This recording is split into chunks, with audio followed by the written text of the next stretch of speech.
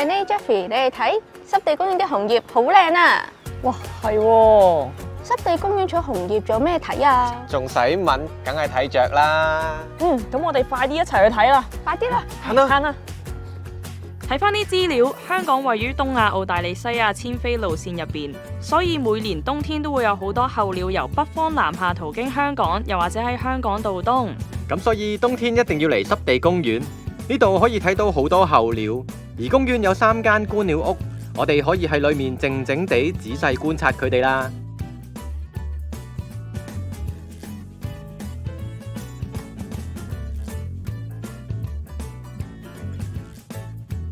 Vicky 啊，喺嗰邊呢，水面上面有啲好似芝麻咁細、黑色一點點嗰啲雀仔係咩嚟㗎？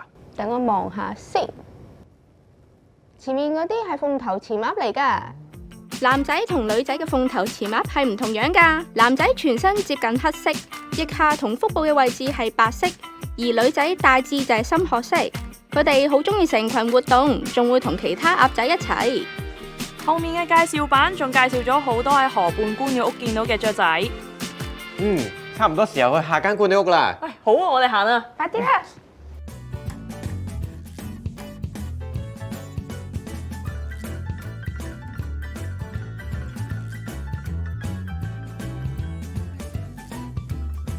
哇！呢度同上一間觀鳥屋所望嘅景觀完全唔同喎。係啊，觀鳥屋外邊係魚塘啊。咁呢度有啲咩睇㗎？呢度仲有展板講解香港嘅傳統漁業同後海灣嘅濕地環境變化。啱，好似有隻黑色嘅雀仔潛咗入水喎。嗰隻係普通鸕鶿，身體主要係黑色，面部有明顯嘅黃色裸露皮膚，係出名嘅潛水捉魚能手。普通鸕鶿嘅羽毛係唔防水嘅，佢哋潛完水上岸之後就要曬乾翅膀，恢復飛行同埋保暖嘅能力。咁我哋睇多陣就把握時間去最後一個觀鳥屋啦。哇！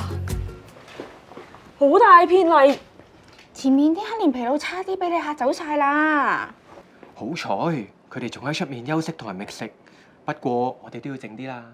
每年冬天都會有一群黑臉琵鷺飛嚟過冬，呢度就係其中一個容易啲觀賞到黑臉琵鷺嘅地方。